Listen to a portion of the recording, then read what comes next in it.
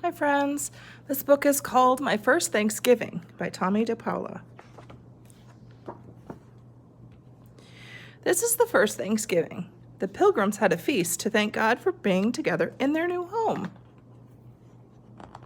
Their friends came with food for the feast.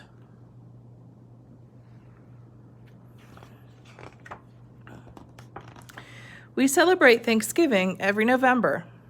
We like to trace our hands and make turkeys. Gobble, gobble. There is a lot to do in this kitchen. We will eat turkey with stuffing, cranberry sauce, sweet potatoes, pumpkin pie, and mince pie for dinner. Just like the Pilgrims, we give thanks for our food and for our being together on Thanksgiving.